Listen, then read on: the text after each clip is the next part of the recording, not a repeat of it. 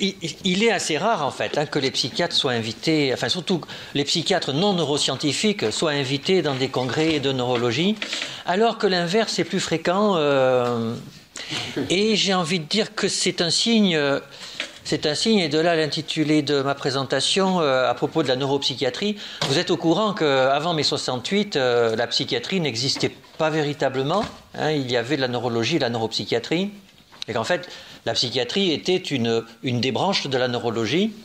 Et puis 68, symboliquement, a décidé de l'autonomie de la psychiatrie, avec, comme toujours dans ces cas-là, une réaction oedipienne, c'est-à-dire qu'il y a eu une séparation entre les deux, parce que quand on a été très proche et sous la tutelle de quelqu'un, quand on se retrouve autonome, il faut vraiment s'éloigner. Et puis, on a quand même l'impression que c'est en train de changer. J'en veux pour preuve, vous êtes au courant qu'à l'INSERM, il y a des ITMO, vous connaissez tout ce jargon, et que la psychiatrie à l'INSERM est dans l'ITMO neurosciences. On est à peu près le seul pays au monde où c'est comme ça. Par exemple, aux États-Unis, il y a le NIMH, qui est à part. En France, la psychiatrie, la recherche institutionnelle en psychiatrie, est en fait affiliée à la recherche en neurosciences. Tout au moins en psychiatrie pour adultes. En psychiatrie pour enfants, il y a une tension sur laquelle on pourra revenir. Il y a une tension qui continue à subsister, d'ailleurs qui pose un débat à l'échelle de notre société à propos de l'autisme, naturellement. Et à partir de ça, moi, il y a une question que je me suis toujours demandé, d'ailleurs quand on enseigne au DES de psychiatrie, cette question revient. Finalement, qu'est-ce qui fait que nos maladies sont des maladies psychiatriques et que vos maladies sont des maladies neurologiques ? Par exemple, qu'est-ce qui fait que la sclérose en plaques est une maladie neurologique ? Qu'est-ce qui fait que la schizophrénie est une maladie psychiatrique ? Si on est honnête, bien sûr, il y a des signes moteurs dans la sclérose en plaques. Il y a des anomalies neurologiques mineures dans la schizophrénie. Si on les cherche, on les trouve. Nous ne savons pas les chercher. Enfin, certains de mes collègues savent. Je ne sais pas. Je n'ai pas examiné de patients depuis 20 ans. Si je vous dis ça, c'est que ça participe au clivage qu'il y a entre la neurologie et la psychiatrie. Donc il y a... qu'est-ce qui fait qu'il y a des signes neurologiques mineurs dans la psychiatrie, dans la schizophrénie et naturellement, je suis au courant que dans la sclérose en plaques, il y a des signes et des symptômes psychiatriques. Et qu'ils ne sont pas négligeables et que même ils représentent une part importante du fardeau de la maladie pour vos patients. Et alors, qu'est-ce qu'on dit, nous, en cours, quand un étudiant nous dit, mais finalement, alors, la psychiatrie, c'est quoi ? Puisqu'aujourd'hui, c'est dans l'ITMO neurosciences, et donc, qu'est-ce qui nous différencie de... Traditionnellement, on dit, la psychiatrie s'intéresse aux maladies qui touchent le sujet en tant que sujet pensant. C'est étymologique, hein. Psyché, psychiatrie. Alors, bien sûr, c'est vrai, sauf que tout malade, quelqu'un qui a un cancer du côlon, il est atteint en tant que sujet pensant aussi, hein, il n'y a aucun doute. Et bien entendu que quelqu'un qui a une sclérose en plaques est malade, bien sûr, dans ses gaines de myéline, enfin, je n'y connais absolument rien, mais j'ai cru comprendre que ça avait à voir ça, avec ça en particulier, mais il est atteint en tant que sujet pensant, il n'y a aucun doute là-dessus. Alors, on va dire, oui, mais alors nous, c'est pas le cerveau. Bien sûr que si, que le patient schizophrène, il est malade dans son cerveau. Il n'y a aucun doute là-dessus non plus. Bon, alors, vous voyez, bon, alors on va dire quand même que dans la schizophrénie, le patient est avant tout interpellé dans son fonctionnement psychique, dans sa relation à l'existence. Mais vous voyez comme on est mal à l'aise pour différencier les deux, et je vous propose de réfléchir une demi-heure autour de ça, de voir pourquoi, sur quoi ça repose et quelles incidences ça a sur le soin, et quels avantages nous pourrions les uns et les autres tirer d'une neuropsychiatrie émancipée. Alors, je pense qu'il va y avoir deux points. Un premier point qui est qu'en fait, tout ça repose naturellement sur le dualisme des sociétés occidentales.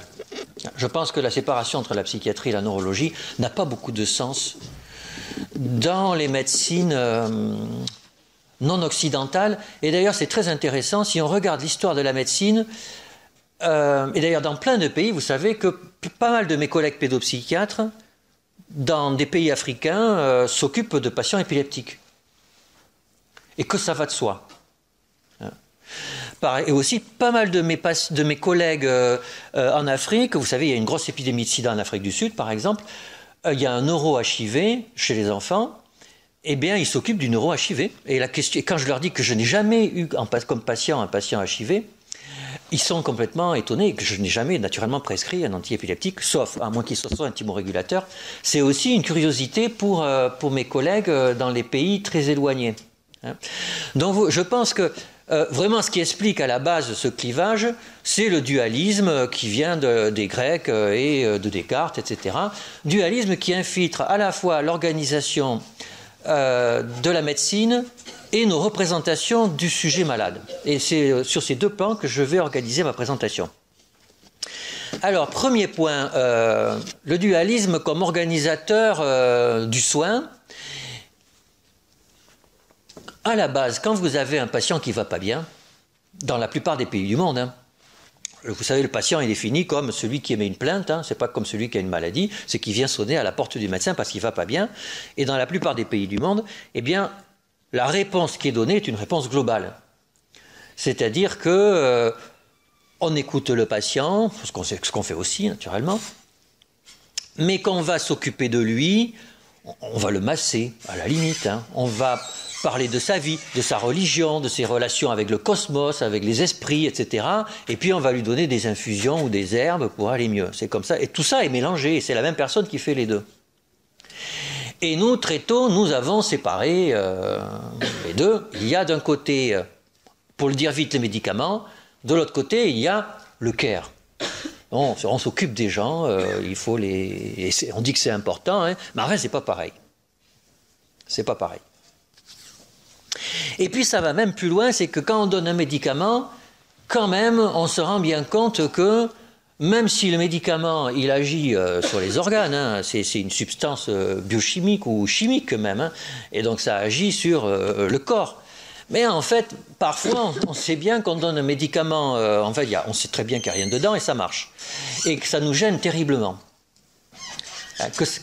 Qu'en fait, que l'esprit revienne, hein, qu'on donne un médicament qui marche, d'ailleurs on ne sait pas trop comment, il y a plein d'études de neurosciences sur le placebo, mais on a quand même ressenti le besoin de recouper l'effet du médicament en deux. Il y a le véritable effet, hein, et puis il y a le faux effet, qui est l'effet placebo, qui, c'est vrai, d'un certain point de vue, est complètement ridicule. Hein. En termes de soins, on est bien tous d'accord, ça n'a aucune importance que les gens guérissent pas avec un placebo ou avec un médicament actif. Hein.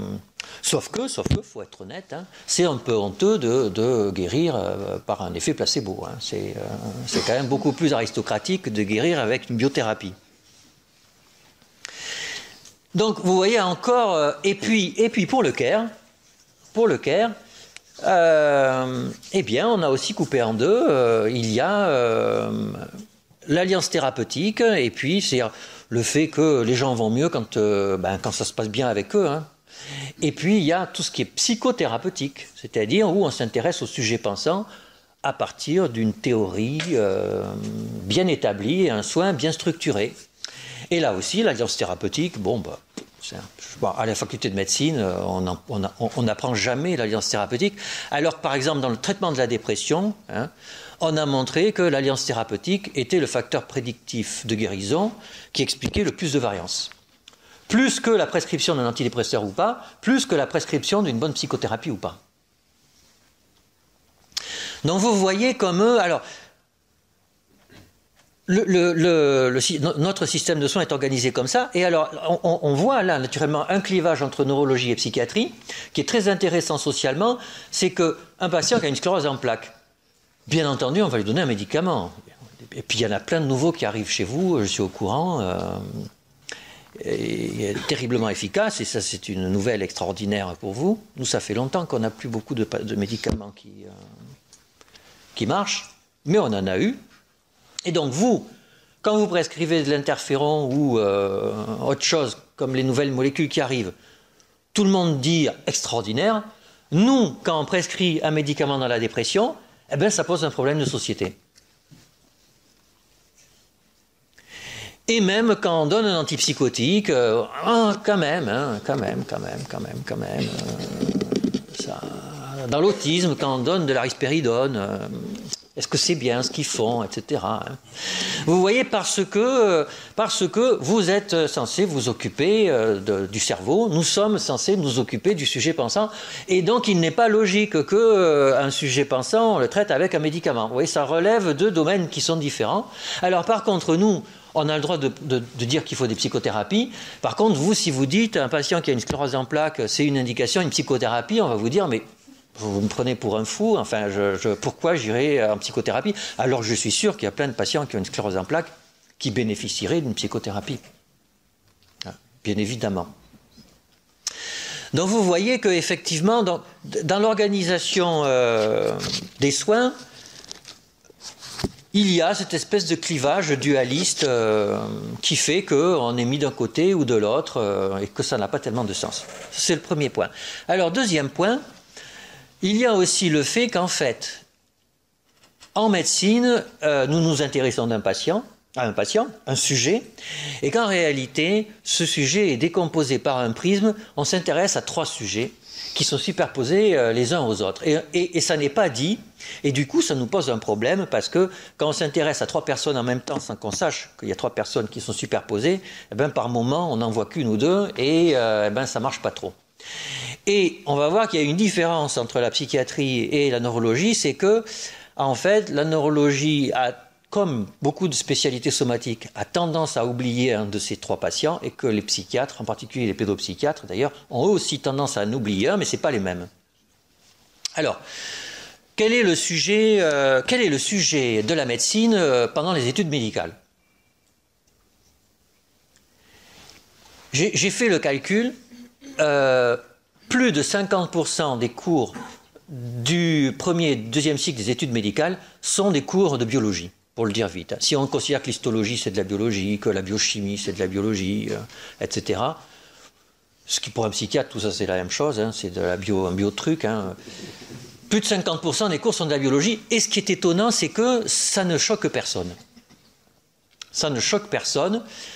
Je me souviens de Jean Rey, qui avait voulu faire une grosse réforme des études médicales, il y a une vingtaine d'années, était venu à mon université, et avait dit on apprend de la biologie aux études en médecine, ça sert à rien, la mitochondrie ça sert à rien pour soigner les gens. Le doyen avait dit après, mais quand même vous vous rendez compte de ce qu'il a dit, la mitochondrie ça sert à rien, etc.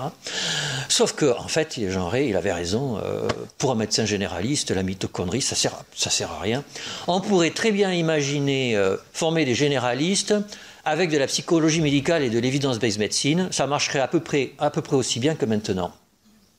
À peu près. Je ne dis pas que ce n'est pas utile de faire de la biologie, c'est utile, c'est même indispensable.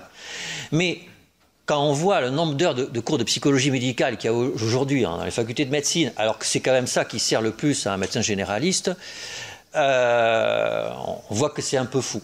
Donc, le sujet des études médicales en premier et second cycle, en troisième cycle, ça peut changer, mais en premier et second cycle, c'est le sujet de Claude Bernard. C'est-à-dire, c'est le sujet qui est composé d'organes.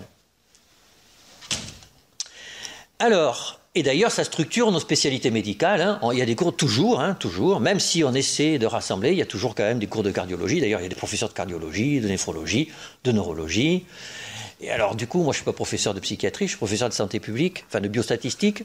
Mais mes collègues professeurs de psychiatrie, alors, eux, vous voyez, c'est là qu'on se demande quel est l'organe de la psychiatrie.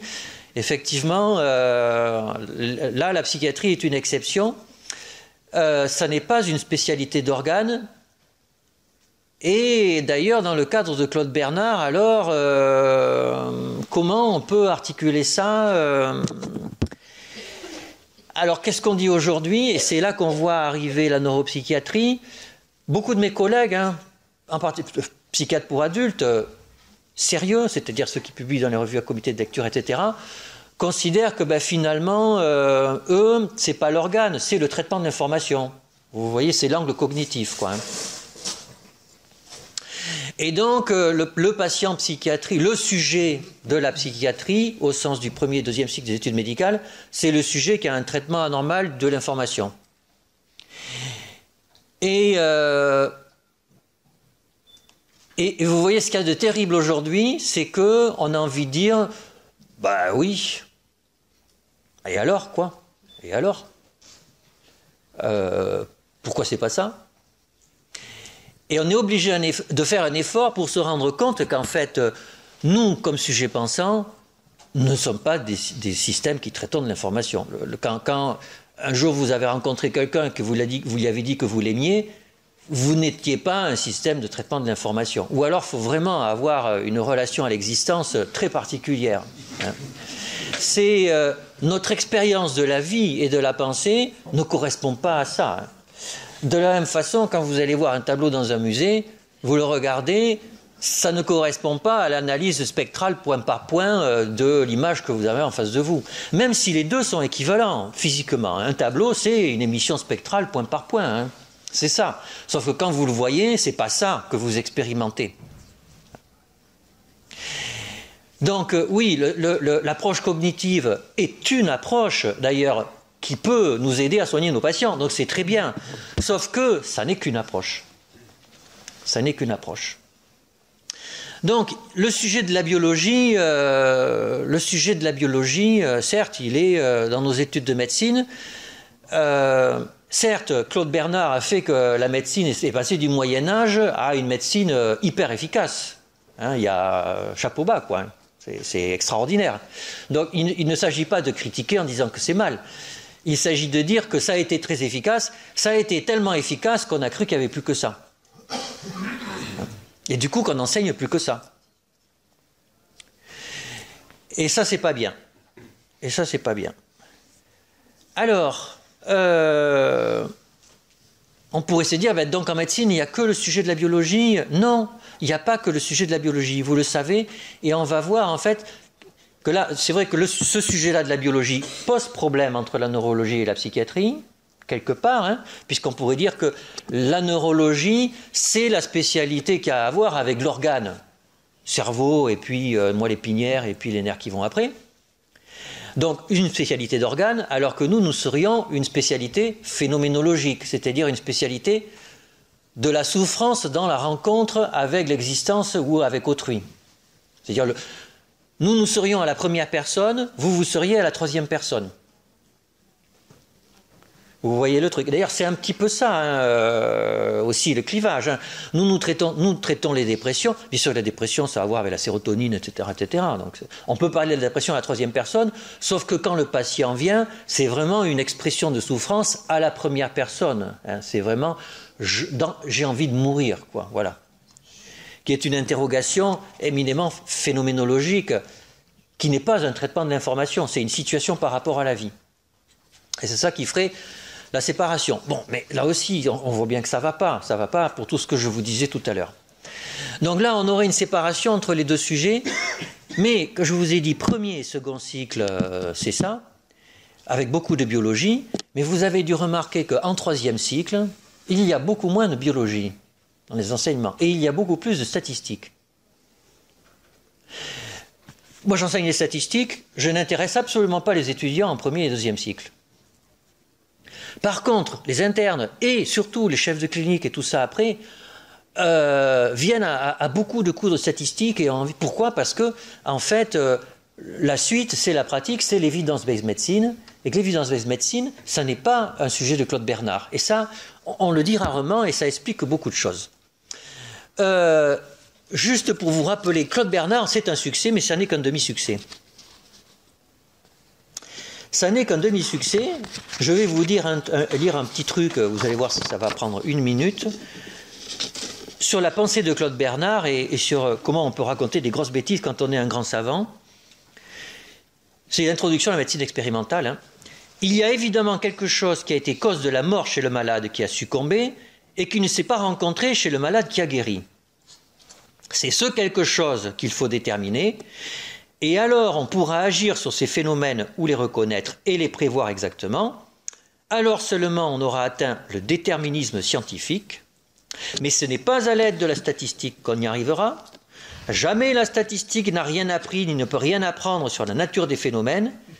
J'appliquerai encore ce que je viens de dire à toutes les statistiques faites pour connaître l'efficacité de certains remèdes dans la guérison des maladies. C'est extraordinaire, hein ? C'est extraordinaire, car aujourd'hui, l'évaluation de l'efficacité des maladies repose exclusivement sur la statistique. Pourquoi ? Parce que, en fait, le sujet de la biologie permet de donner du sens à des phénomènes pathologiques. Hein. Nos patients viennent nous voir, ils veulent qu'on les guérisse, mais ils veulent aussi savoir qu'est-ce qui se passe chez eux, quoi. Et la biologie nous permet d'apporter des réponses à ça. La biologie aussi permet d'imaginer des pistes pour des traitements. Mais la biologie raconte aussi d'énormes bêtises sur l'efficacité des médicaments. J'ai appris par exemple et je pense que certains d'entre vous aussi, que les bêta-bloquants étaient contre-indiqués dans l'insuffisance cardiaque et que c'est une évidence parce que naturellement, comme on bloque, le cœur marche moins bien et donc c'est une faute thérapeutique. Alors qu'aujourd'hui, c'est une indication importante.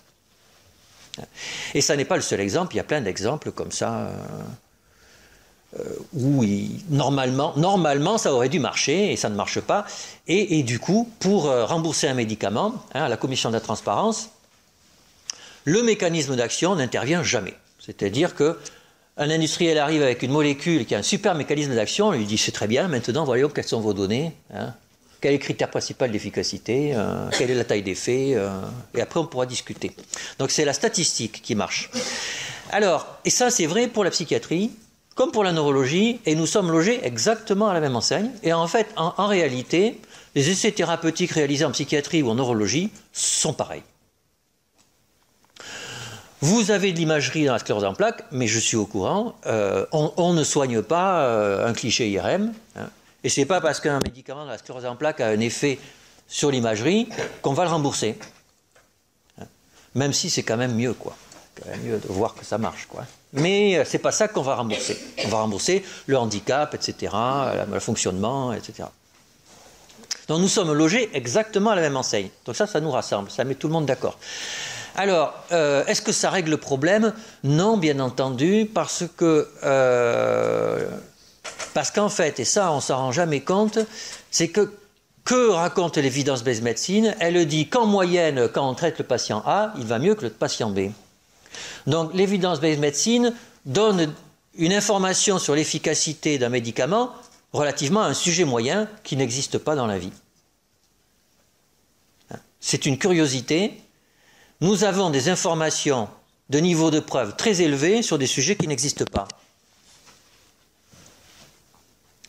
Et d'ailleurs, tout le monde le sait. Alors normalement, vous savez, dans l'Evidence-Based Medicine, il y avait les données, et puis il y avait aussi l'expérience du clinicien, et puis le dialogue médecin-malade, c'était les trois cercles. Sauf que ces deux cercles ont disparu de la circulation, et qu'à la HAS, il n'y a plus que les données de la littérature, et que ça pose un vrai problème de pratique clinique, parce qu'on sait bien que régulièrement, vous avez un patient qui a des caractéristiques où normalement vous devriez lui donner le médicament A, et que vous savez qu'il ne faut pas lui donner le médicament A, qu'il vaut mieux lui donner le médicament B. Tous les cliniciens savent ça, hein. Même les cliniciens très expérimentés, et les professeurs et tout ça. Et ça crée une tension avec nos autorités de santé, avec la sécurité sociale, qui, eux, ça fait longtemps qu'ils n'ont plus vu de patients, et ils pensent que tous les patients sont des patients moyens. Alors, d'ailleurs, pour titiller les gens, si on pousse cette logique jusqu'au bout, l'Evidence-Based Medicine, en fait, c'est un délire collectif. C'est un délire collectif parce que on parle de choses à propos de gens qui n'existent pas, comme s'ils existaient. Mais c'est un délire collectif qui marche. C'est-à-dire que si on a une pratique clinique qui repose sur l'Evidence-Based Medicine, en moyenne, on est plutôt un bon médecin. Mais je trouve... Vous voyez, je titille parce que je vous dis que ça marche quand même, l'Evidence-Based Medicine. Ça marche, sauf que c'est quand même un peu délirant. C'est-à-dire que ça nous force à voir les choses comme elles ne sont pas. Alors, et là aussi, quand même, il y a eu une petite différence entre la neurologie et la psychiatrie. Alors, et surtout la pédopsychiatrie, c'est que les pédopsychiatres n'arrivent pas à avoir un sujet moyen. Pourquoi? Parce qu'ils ont une famille en face d'eux. Au lieu d'avoir un sujet. Et une famille moyenne, ça n'existe pas. On peut toujours faire des efforts pour penser un patient moyen. Hein. Un diabétique de type 2, de 63 ans avec un BMI à 33, etc. Vous voyez tout ce que ça veut dire, statine, truc, etc. Enfin, voilà. On a un truc. Si je vous demande de penser à une famille moyenne, vous allez penser à la vie est un long fleuve tranquille, enfin des trucs qui vont même pas être des familles moyennes, ça va être des familles caricaturales. On ne peut pas penser de famille moyenne. Et du coup, c'est ça en fait qui pose un problème entre la pédopsychiatrie et l'évidence-based médecine, c'est qu'il y a là une espèce de tension entre une pensée, cette pensée du sujet moyen, et le fait qu'en face d'eux, ils n'ont jamais de sujet moyen. Et j'en arrive au troisième sujet, qui est en fait, donc il y a un sujet de la biologie, un sujet moyen, et il y a le sujet auquel vous serrez la main à la salle d'attente et qui s'assoit en face de vous dans votre box de consultation. Il n'est ni un sujet biologique, ni un sujet moyen. Il est quelqu'un, on peut appeler ça le sujet de la rencontre, il est quelqu'un qui vient vous voir parce qu'il ne va pas bien. Et alors celui-là est l'absent des études médicales, hein, faut être honnête. Et c'est vrai que là, il y a une différence entre les spécialités médicales parce que, en fait, dans la pratique psychiatrique, en fait, vous savez que nous n'avons pas d'examen complémentaire. Aujourd'hui, en psychiatrie, à part pour surveiller les effets secondaires des médicaments, nous n'avons besoin d'aucun examen complémentaire. D'ailleurs, mes collègues en psychiatrie pour adultes essaient désespérément de dire qu'il faut faire des IRM, que c'est utile, etc., même de la tomographie et tout ça. C'est pas vrai, c'est juste pour se narcissiser, pour montrer que la psychiatrie est aussi sérieuse que la neurologie. Nous n'avons pas besoin, en fait, d'examens complémentaires pour faire nos diagnostics. Peut-être qu'un jour ça viendra, hein, c'est pas rédhibitoire, mais donc nous n'avons... Tout notre temps de consultation est dédié à parler avec nos patients. Et en plus, on a plus de temps officiellement pour parler avec eux, puisque vous savez qu'on a un CEPSI, on est plus payé que vous. Pas beaucoup, hein. Pas beaucoup. Mais, et d'ailleurs, en tout cas, une consultation de psychiatrie dure plus longtemps qu'une consultation de cardiologie ou de neurologie. Et donc, effectivement... nous sommes effectivement plus dans la rencontre de ce fait, puisque nous n'avons pas à discuter est-ce que vous avez fait votre examen, etc. Nous sommes là qu'avec l'individu qui est en face de nous, nous n'avons que à parler de sa vie.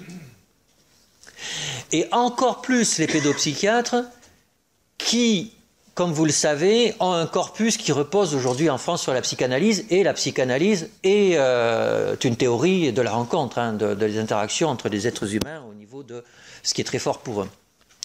Et donc du coup, le sujet de la psychiatrie est beaucoup le sujet de la rencontre. Et parce qu'en plus, la plainte du sujet psychiatrique, du patient psychiatrique, est beaucoup une plainte liée à la rencontre avec autrui. Hein. Un déprimé, un schizophrène souffre avant tout de ses relations aux autres. Hein. Alors bien sûr, il hallucine et tout ça, mais une fois que tout ça est un peu calmé, la symptomatologie résiduelle est une symptomatologie. On dit que c'est les cognitions sociales, en réalité c'est le mal-être avec autrui. Hein. Et dans la dépression, dans l'anxiété, c'est pareil. Hein. Donc, en fait, nous sommes beaucoup avec le sujet de la rencontre, et c'est vrai que vous êtes au courant, nos concitoyens nous le reprochent.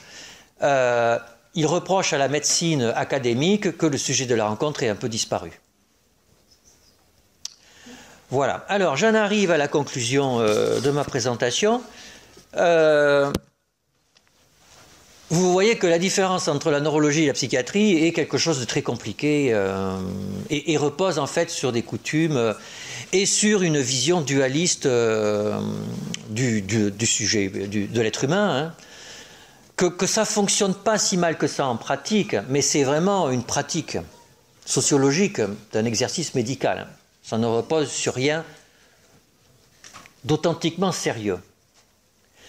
Donc effectivement, il y a tout à penser que il y a un certain avenir pour la neuropsychiatrie. Mais ce que l'on observe aujourd'hui, pour être honnête, hein, c'est le syndrome de l'hypno-neuroscience, c'est pas de la neuropsychiatrie, ou plutôt c'est la neuropsychiatrie avec un grand N et un petit p. Hein, c'est-à-dire avec le fait que le baratin, c'est sympa, mais l'imagerie cérébrale fonctionnelle, c'est quand même plus sérieux. Et c'est quelque chose de... Alors, vous imaginez pas à quel point c'est dans la tête de nos collègues dans les institutions. Je peux vous raconter une anecdote. C'était au conseil scientifique de l'INSERM. C'était donc des gens, des grands savants, où nous défendions un projet, une petite équipe, c'était il y a longtemps, une petite équipe pour mesurer d'innovation méthodologique en psychiatrie pour mieux mesurer les phénomènes subjectifs. Donc on défend ça, et le président dit « Ah oui, c'est très intéressant ce que vous dites. » Mais de toute façon, toutes ces choses-là, avec des questionnaires et tout, en fait, un jour, on arrivera à mesurer les choses avec des vrais appareils, quoi. Et puis, il n'y aura plus besoin de questionnaires. Alors je lui dis, mais je ne crois pas. Je ne crois pas. Vous voyez, imaginez qu'un jour, on ait un outil diagnostique pour savoir si les gens sont déprimés. On envoie un laser sur le doigt, et puis on a une mesure, on dit... Alors, vous avez quelqu'un qui vient vous voir et qui vous dit, ah, ça va pas, je dors pas, et puis je suis fatigué... Et puis même, j'ai envie de mourir. Vous dites, ah, vous devez être déprimé. Vous regardez, vous êtes déprimé. Voilà une prise en charge, comme il faut. Revenez me voir dans un mois. Il revient vous voir dans un mois. Et vous lui dites, ah, bonjour, on va voir si ça va mieux. Ah, vous êtes guéri. Et lui, il vous dit, mais moi, je vais toujours mal. Moi, je suis toujours fatigué. Et puis même, je pense à la mort régulièrement. Qui a raison ? Et là, il s'est arrêté pendant 10 secondes et il m'a dit « Ah mais oui, mais en médecine, c'est toujours comme ça. » Vous voyez, hein, il y a une espèce de tâche aveugle, quoi. Hein, de tâche aveugle qui fait que Claude Bernard, c'est extraordinaire, à l'INSERM, hein, c'est Claude Bernard. Hein, un peu d'évidence-based médecine. L'INSERM n'aime pas tellement l'évidence-based médecine, hein, contrairement à ce qu'on pourrait penser.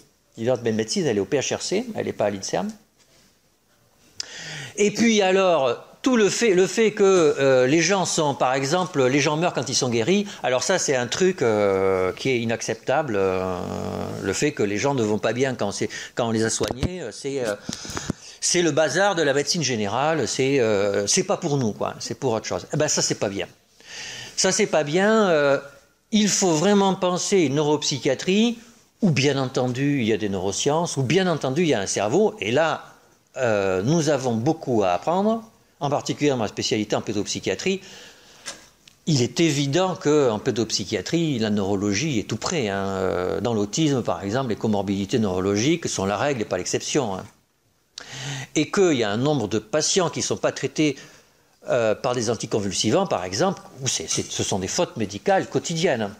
Donc il y a beaucoup à apprendre de ce côté-là.